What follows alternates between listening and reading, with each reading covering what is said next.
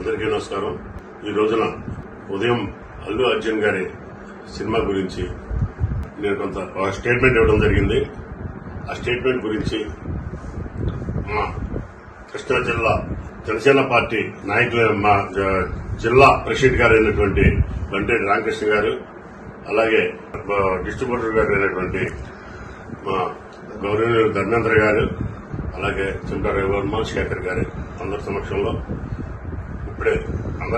ఇప్పుడే నాగబాబు గారు నాకు ఫోన్ చేయడం జరిగింది.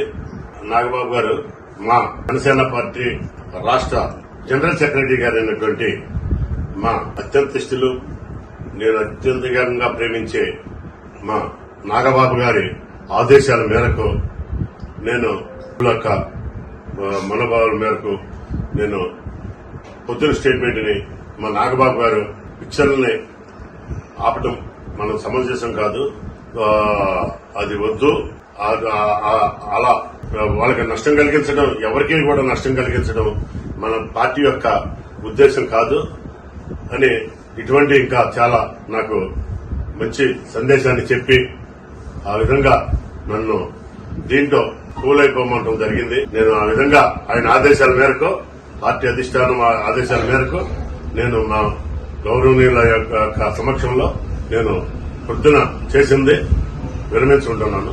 థియేటర్ వారికి కూడా సినిమా ఆడించుకోమని నేను ఇది చేస్తున్నాను వారికి కూడా.